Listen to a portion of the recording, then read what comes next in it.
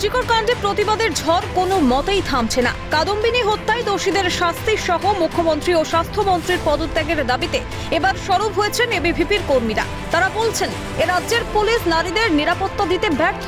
প্রতিবাদে মঙ্গলবার Salt Lake city centre থেকে স্বাস্থ্য ভবন অভিযানের নামে আরএসএস এর ছাত্র সংগঠন এবিভিপি।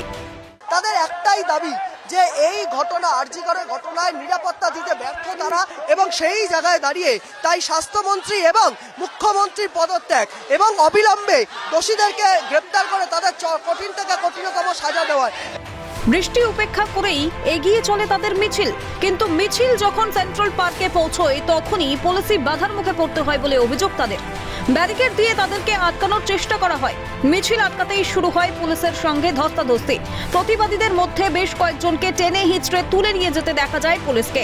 উত্তেজনা ছড়িয়ে পড়ে ওই এলাকা চত্বরে।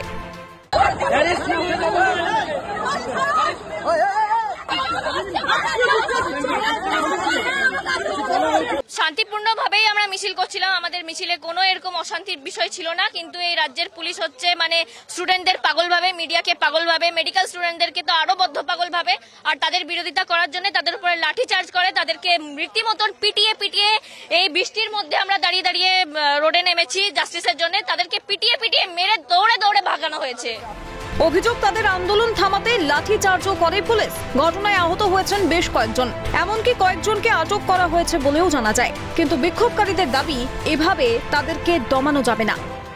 যে ওনাদের যারা দোষী তাদের ধরার ক্ষমতা নেই, গিয়ে হসপিটালের বাথরুম ভাঙচুর করছে, যেখানে হয়তো ক্লু, সেখান থেকে আমরা অনেক কিছু ক্লু পেতে পারি।